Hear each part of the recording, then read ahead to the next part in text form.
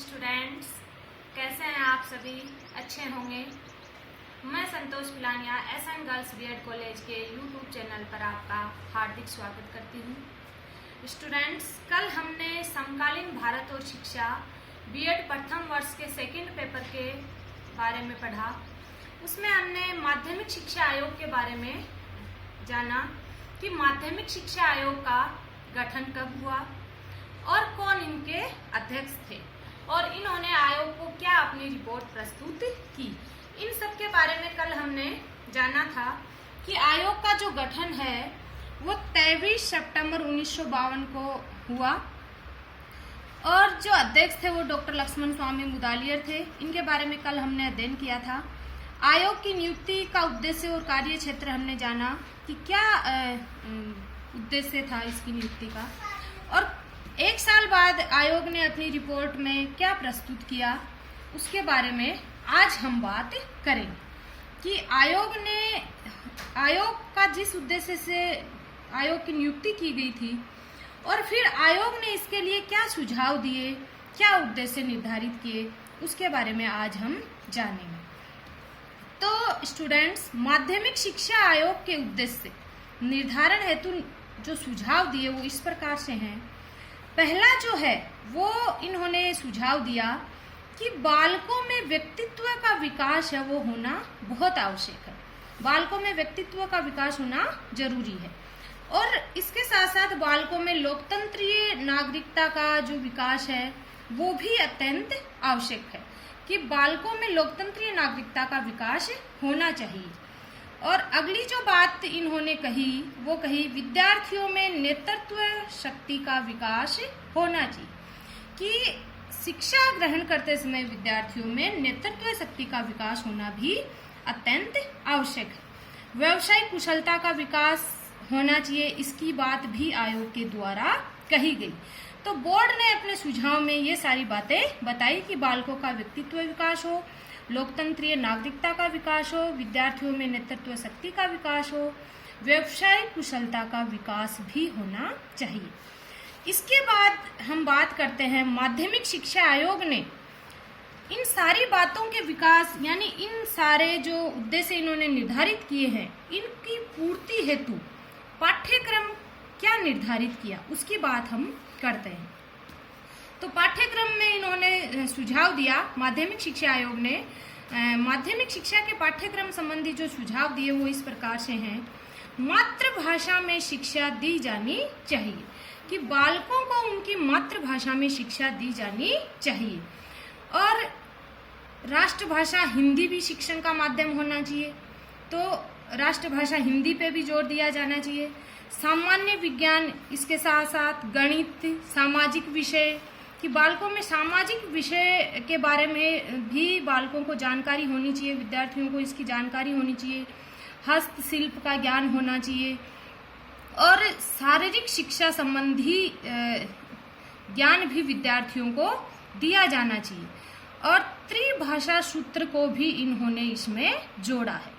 त्रिभाषा सूत्र की हम बात करें तो त्रिभाषा सूत्र को जोड़ने का काम बोर्ड ने ही किया।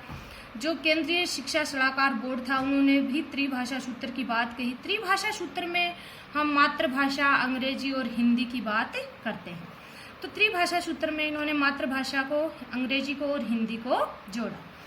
तो ये पाठ्यक्रम इन्होंने अपने उद्देश्य के निर्धारण हेतु सुझाया कि इस पाठ्यक्रम के द्वारा हम अपने उद्देश्य को पूर्ण कर सकते हैं।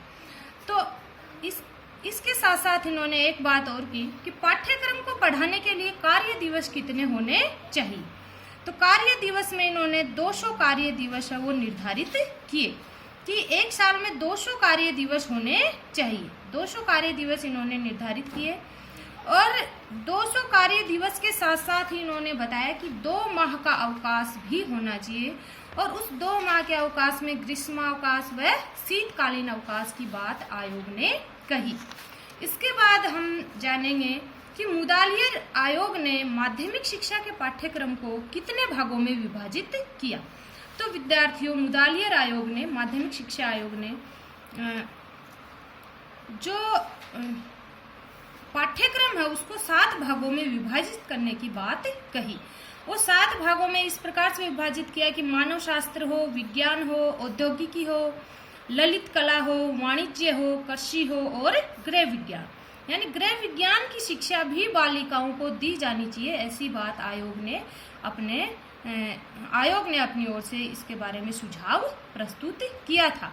और कृषि शिक्षा भी विद्यार्थियों को दी जानी चाहिए।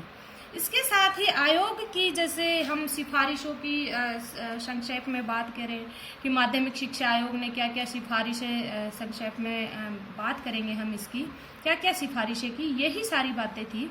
जैसे प्राइमरी शिक्षा का समय कितना होना चाहिए, 4 या 5 वर्ष की प्राइमरी शिक्षा है वो विद्यार्थियों को दी जानी चाहिए।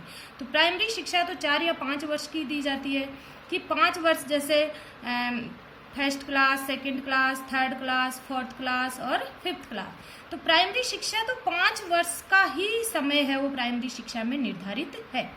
सेकेंडरी शिक्षा के 2 भाग होने चाहिए, इसकी बात आयोग ने कही कि सेकेंडरी शिक्षा को 2 भागों में बांट देना चाहिए। और वो 2 भाग कौन से, जूनियर सेकेंडरी और हायर सेकेंडरी। जूनियर सेकेंडरी में इन्होंने बात की कि जैसे कक्षा 6 से लेके 8th तक जो है वो 6, 7, 8 वो आ जाएंगे जूनियर सेकेंडरी में, और हायर सेकेंडरी में आ जाएंगे 9, 10, 11 और 12। कक्षा 9, 10, 11 और 12 ये हायर सेकेंडरी में इन्होंने विभाजित किया कि इस तरह से सेकेंडरी शिक्षा को 2 भागों में विभाजित कर दिया जाना चाहिए। और इस आयोग ने एक जो महत्वपूर्ण बात कही वो ये कही या सुझाव दिया या सिफारिश प्रस्तुत की बोर्ड के सामने कि वस्तुनिष्ठ परीक्षण पद्धति को अपनाया जाना चाहिए।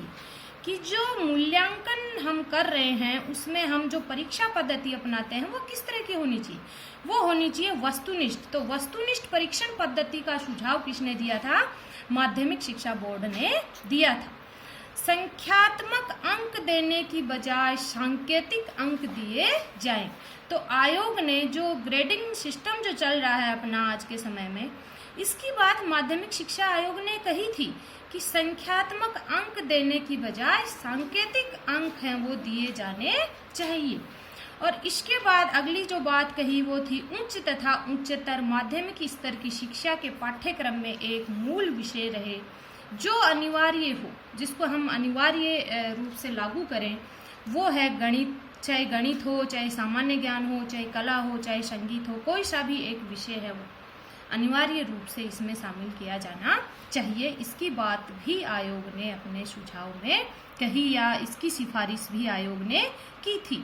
और इसके साथ साथ हम बात कर रहे थे कृषि शिक्षा कि ग्रामीण विद्यालयों में कृषि शिक्षा है वो दी जानी चाहिए।